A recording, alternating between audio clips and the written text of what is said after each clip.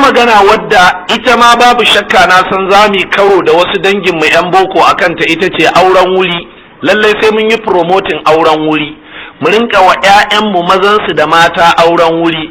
To annan ne matsala za ta taso, amma da ike ba lokaci ne na in tsaya in tantance abu ba, zan yi ishara zuwa ga wata lacca ta da ne a Zaria na sa mata ABU, wato aure bautar ubangiji.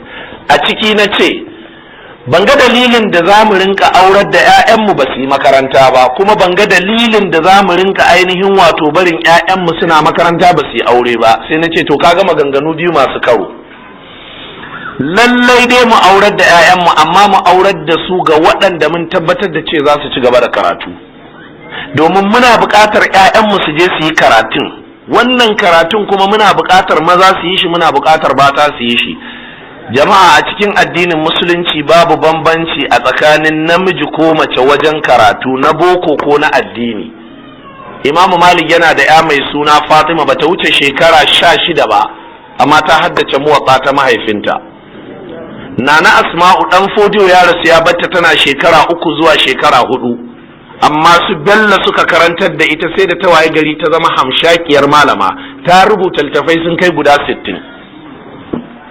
To dan menene yanzu za a ce aini aure zan yi wa yata, in miji ya ga dama ya batta te karatu in bai bata ba? A'a, anan kana da haƙƙin ka bata wanda zai bata damar ta yi karatu, domin karatun ba za ta yi dan kanta bane, ba za ta yi dan kai bane, za ta yi dan al'umma ne. Al'ummar mu tana buƙatar ilimi. Saboda haka shawarar da nake bayarwa, 'ya'yan ma rinka aurar da su da wuri. A nan dinnan ba da jimawa ba, bai wuce wata guda ba, muka yi taro, wani ya bamu labarin da ya firgita mu. Ya ce a nan Gamji Gate dinnan wani ustazu ya ga wata yarinya ta fito da nonanta, wani na tsotsan mata. Shi ustazu mai imani da tsoron Allah ya ce subhanallah, sai ta ce kai kana wani subhanallah, zaka yi mu maganin abin da ya dame ni ne? Kun ga tana da bukata, iyayenta kuma na da bukatar su yi ta yi karatu. To abin da ake samun karo kenan, sai a aurar da ita sai ta tafi ta ci gaba da karatun a gidan miji.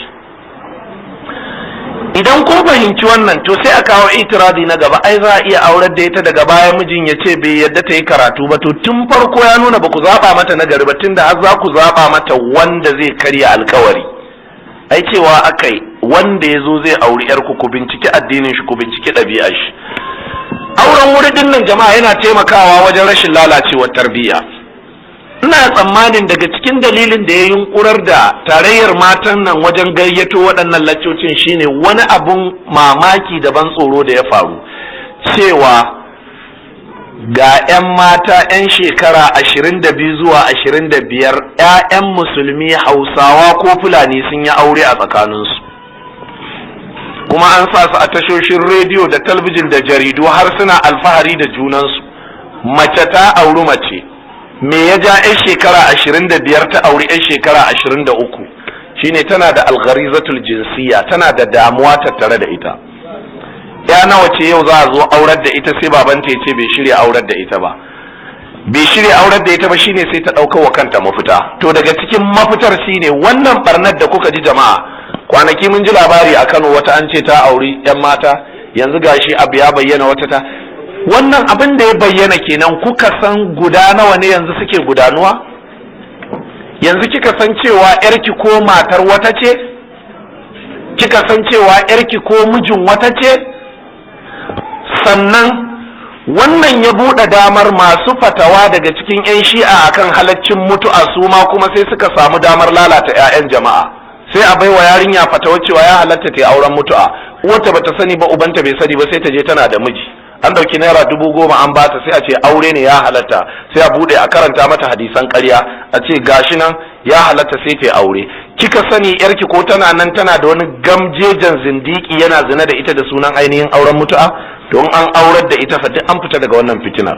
Saboda haka ina ba da shawara auren wuri ga 'ya'ya maza da 'ya'ya mata, amma a tsaya a fitar da tsari na mafita wanda zai kai ga cin nasara dangane da rayuwarsu ta ilimi.